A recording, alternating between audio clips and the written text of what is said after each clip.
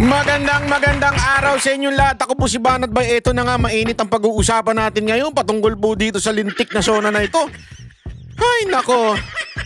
Pero bago po mangyari ang mga ganyang klaseng usapan, ulitin lang po natin mga kababayan, baka naman pwede mag-subscribe na po kayo kasi sa mga nanonood, 52% hindi nakasubscribe. Pero alam nyo nakita ko yung statistics medyo umaangat na po ito. Marami na po ang nanonood na nakasubscribe. Pero kung maaari pa, yung iba pa, yung remaining na nanonood, baka naman pwede tayo mag-subscribe. Okay. Ito na nga, pag-usapan na po natin. Sabi nga ng iba, ang SONA daw State of the Nation, State of No Accomplishment instead of State of the Nation Address. Hindi kasi, wala naman daw nangyari. Wala namang pagbabalita. Diba? Ito nga sinasabi natin mga kababayan. Ang ibig sabihin po ng SONA, ibabalita mo sa taong bayan kung ano ang nangyayari sa bayan. Ano ba mga accomplishment? Ano na bang pagbabago mula nung nakaraang taon? Mga kababayan, mga wala pong binanggit si PBBM. Ang binanggit lang niya ay puro yung pangarap niya. Hindi, yan po ang kanyang paulit-ulit na sinasabi, yung kanyang gagawin pa. Mali po yun. Hindi po ito kampanya. Yan sinasabi pag sa kampanya, di ba? Di ba pag ikaw nangangampanya, sasabihin mo, gusto mo ganito ang mangyari sa bayan ko. Gusto bumaba ang bilihin. Gusto maayos ang trapiko. Yan, yun yung gusto mo mangyari. Pangarap mo sa bayan mo, kaya ka tatakbo. Pero mga kababayan, ano ang ginawa sa SONA? Di ba? Iginawang kampanya. Tila lahat ng sinabi niya doon ay hindi pagre-report na accomplishment niya. Ang sinabi niya doon ay yung kanyang pangarap. Anak ng weteng Abay, tulog pa ata itong presidenteng ito Nangangarap ng nangangarap. Wala tayo narinig na pagbabalita. At grabe Alam no, nung nakaraang taon, dito ka magtataka nung nakaraang taon mga kababayan, ang kanyang pinagmalaki yung flood control project. Di ba? Ano nangyari? Pagkatapos noon, yun yung last year pagkatapos nung SONA, kinabukasan binaha. Napahiya siya ngayon. Tama, mali. Ngayon, bago naman mag-SONA, binaha na naman. Ilang araw na binaha. Alam mo kung ano ginawa niya? Naku po. Ang lupit talaga. Ang kanya namang ginawa this time ay isinisi sa ibang tao yung kapalpakan ng flood control project. Nakakapagtaka lang kasi yung mga media, tila mga pipi na ngayon. Alam mo ito mga media, sa totoo lang, ano talaga kayo prostitute talaga kayo. Halatang bayaran kayo. Kasi hindi na kayo nagsasalita. Para bagang na kayo, nasapala na kayo ng pera. Isipin nyo kung panahon nito ni Pangulong Duterte, sigurong kaliwat kanan ng batikos, pero ngayon, grabe umuoo lang ang media. Ito yung malaking katarantaduhan mga kababayan. Bakit o kanyo? Kaya ka piniling presidente, hindi para manise. Kaya ka piniling presidente ng yung, ewan ko sa'yo, bumoto sa'yo. Para solusyonan mo yung problema, hindi mo naman sinulusyonan. Nanisi ka lang na nanisi ng ibang tao. Tapos kunwari, tapang-tapangan ka pa. O kunwari, meron ka pang pinupuntirya pero hindi mo naman mapangalanan. Gago! Banat ba, hindi ko naman maintindihan sinasabi mo kasi hindi naman ako nanood ng SONA. Ano ba yung sinasabi mo?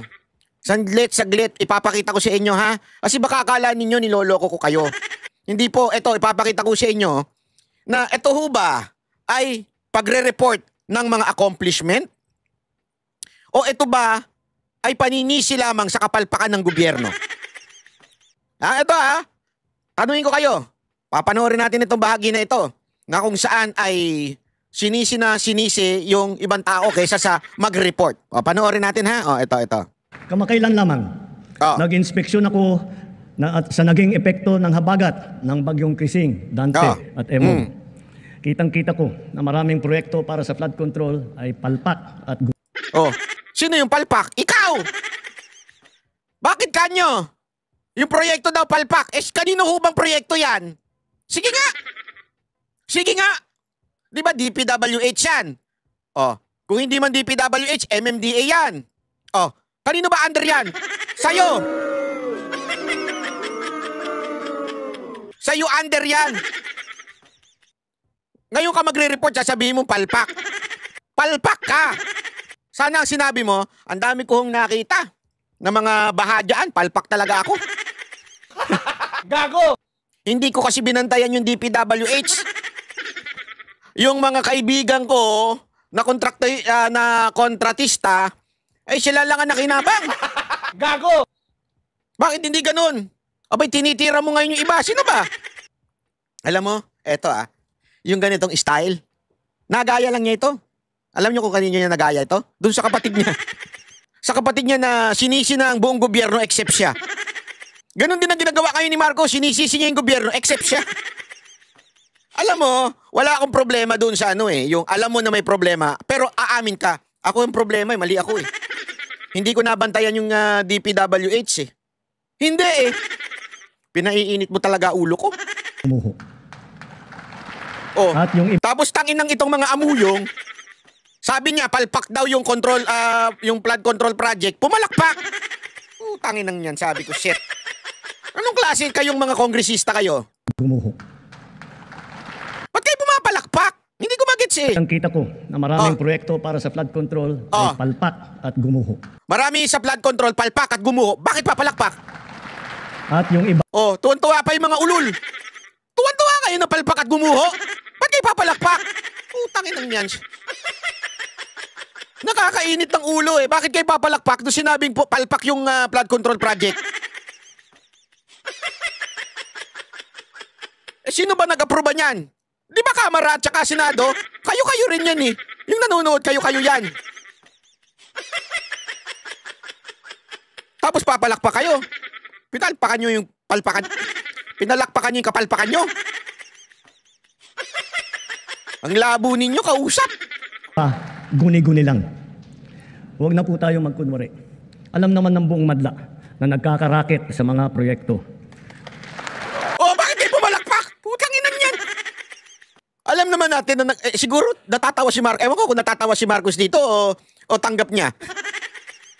Alam nating maraming kumikita dyan. Biglang pumalakpak. Ang labo ng camera, bakit? Hindi ko inedit to, dinownload ko lang ito. Guni lang. Huwag na po tayo magkunwari. Alam naman ng buong madla Na? na nagkakaraket sa mga proyekto. Alam daw ng buong madla nagkakarakit sa proyekto, ba't kayo pumalakpak? Mga kickback, mga initiative, errata, SOP, for the boys. Kaya sa mga nakikipagsabuatan upang kunin ang pondo ng bayan. Ewan ko, hindi, ipaliwanag nyo nga ho sa akin ito. Hindi ko maintindihan. Pakipaliwanag nga ho sa akin, bakit sila pumapalakpak? Sige nga ho, hindi kasi baka mamaya ako lang ang tanga. Sinabi ng presidente, palpak ang flood control project. Marami ang kumikita dito. At alam natin yan.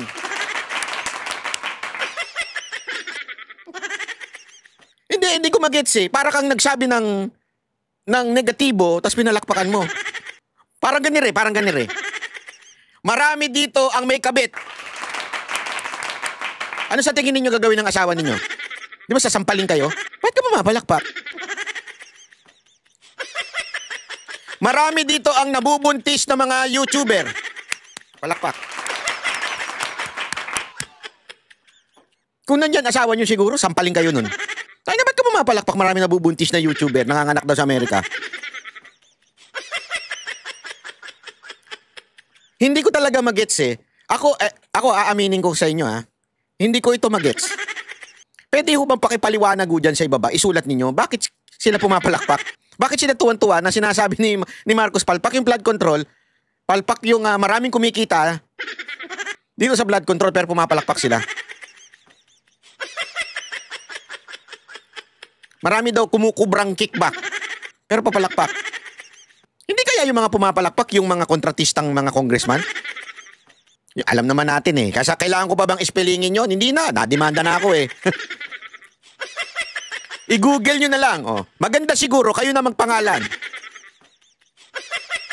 Sino yung mga kontratistang congressman na na-involve sa kung saan-saang palpak na proyekto? Clue. Bigyan ko kayo ng clue. Binanatan to ni Joel Villanueva. Kayo na magbanggit. At nakawin ang kinabukasan ng ating mga mamamayan. Mahiya naman kayo sa inyong kapwa Pilipino. Naghiyawan. Mahiya naman kayo. pinagsasabihan niya na yung mga ano, maiya naman kayo. Palakpak sila eh. Ewan ko. Ewan ko kung anong meron nito mga congressman natin, parang nagkaroon na sila lahat ng Torres syndrome. Oo, feeling ko lang. May tumayo pa. Gago! Mga sip-sip na mga amuyong, Gago! Mga sip-sip, mga putang na nyo. Mahiya naman kayo sa mga kabahayan nating naanod o nalubog sa mga pagbaha. Mahiya naman kayo, lalo sa mga anak natin na magmamana sa mga utang na ginawa ninyo na binulsan nyo lang ang pera. Gaya-gaya ito kay Duterte. Siguro sinabihan siya na, alam mo, Mr. President, kasi parang totoo yung sinasabi ni Duterte na mahina kan lang, kaya this time maggalit-galitan ka sa SONA. Hindi, ito to galit-galitan siya dito. Sa loob-loob ko, bakit mo hinayaan?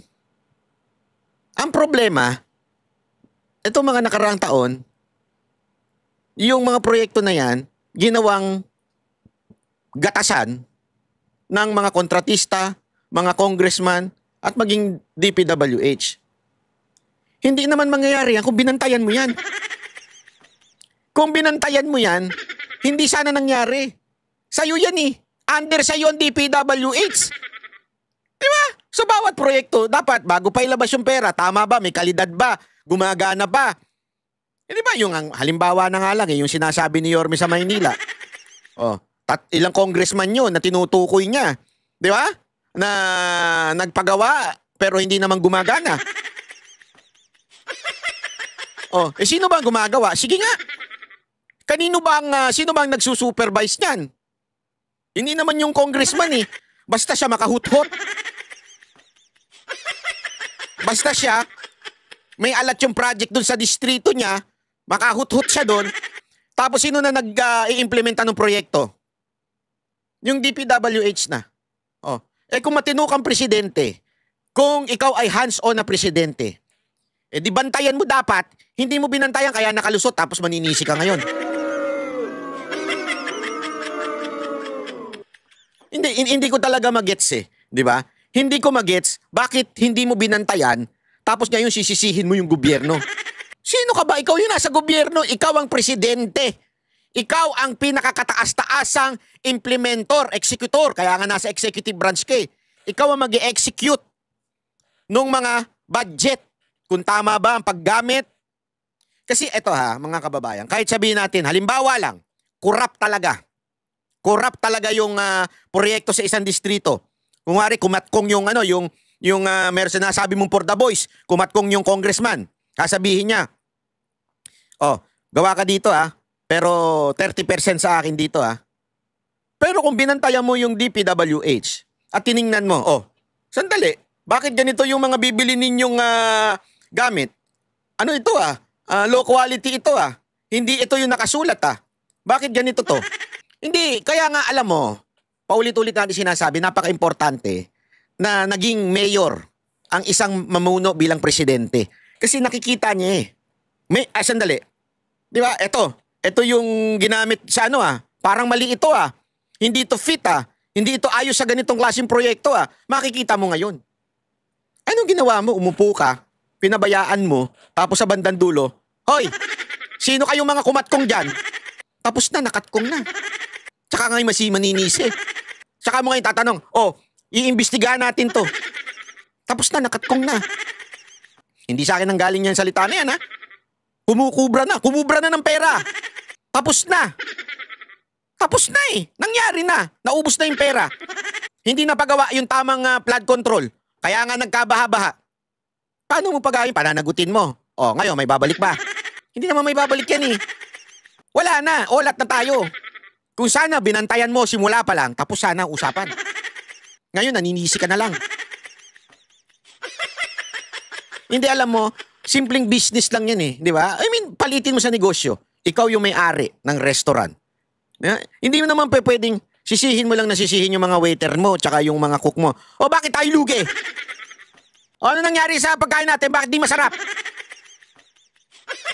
Ikaw ang may-ari eh. Ikaw ang naglagay ng manager dyan. Ikaw ang naglagay ng cook dyan. Ikaw ang naglagay ng kapitan na waiter. Di ba? Ikaw. Lahat sa'yo. Tapos maninisi ka. O bakit mali-mali ito? Eh kung hands-on ka, binabantayan mo sana yung kitchen. Sinisigurado mo na yung chef mo ginagawang masarap talaga yung pagkain. Binabantayan mo yung mga waiter. Sinisigurado mong nakakapag-serve ng maayos. Hindi, anong ginawa mo? Kumuyakoy ka sa bahay, tapos sinisi mo sila nung nalugi yung negosyo. Pero sino ba naglagay ng mga tauhan doon? Di ba ikaw din? Di ba? Ang simple-simple nito sa totoo lang ako, natatawa lang ako nung binabanggit ito, tapang-tapangan tong presidente to, walang kwenta. Akala niya nakakatuwa yung tapang-tapangan niya, tapos tuwan-tuwa naman yung mga amuyong niya. Kung sino man yung pumapalakpak dyan, tuwan-tuwa. Parang tanga lang. Wala na, ubos na yung pera. Kaya nga nagkaganyan-ganyan ng baha sa atin eh, dahil naubos yung pera sa kurakot. Tapos sasabihin nyo ngayon, hindi, dapat may managot. Ikaw ang unang dapat managot, ba't di mo binantayan yan? Hindi mo nga sinibak yung DPWH mo eh. Di ba? Sana man lang, akin ha, kung sa tingin mo may problema talaga, dapat sinibak mo lahat yan. From secretary to Yusek, sibakin mo lahat yan. Palpak pala eh. Di ba?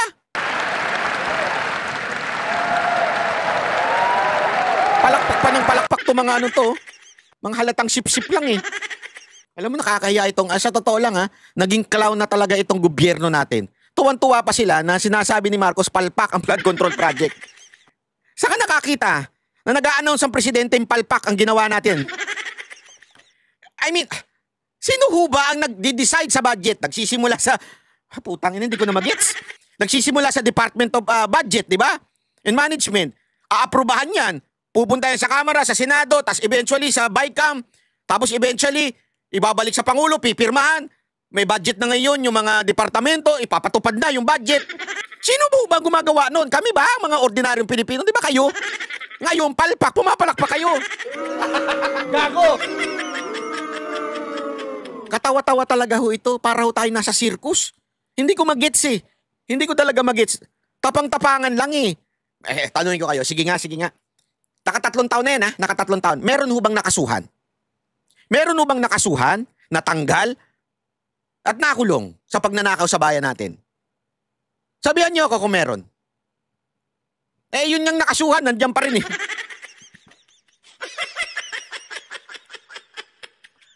Diba? Nandiyan pa rin sila eh. Nakaupo pa rin dyan eh. Parang tanga lang eh. Sumisigaw pa ng BBM. Ano to? Kagaguhan? Ang tinding kagaguhan ito. Hindi ko talaga magets. Alam mo, minsan maano ka na lang talaga sa bayan mo eh. Parang tayong ginagago na talaga eh. Budol-budol man talaga ito si Marcos eh. Binubudol tayo eh. Tayo na tuwan-tuwa, sinisi yung gobyerno. Sino ba? Gobyerno, di ba kayo? Ang ina niyan. Nakakabuisit. Para hindi na maulit, so that this will not happen again. First, the DPWH will immediately submit to me a list of all flood control projects from every region that were started or completed in the last 3 years. Oh. Eto sabi mo, sasagmit sa'yo ilabas mo yan. Pangalanan mo yung mga kontratista. Pangalanan mo huwag yung puro daldal. Aabangan namin yan. Ha? Sabi mo yan, hihingin mo sa DPWH about flood control na ginawa sa bawat distrito. At kung sino yung mga kontratista, sino mga congressman yon.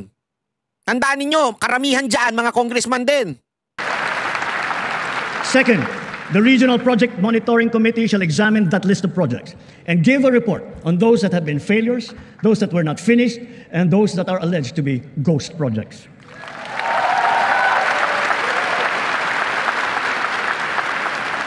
And third, we will publish this list. Ayan sabi niya, pangako niya yan, ipapublish daw niya yung list. Kung sino-sino yon, mga kontratista dyan. Tingnan natin, ha? Hindi,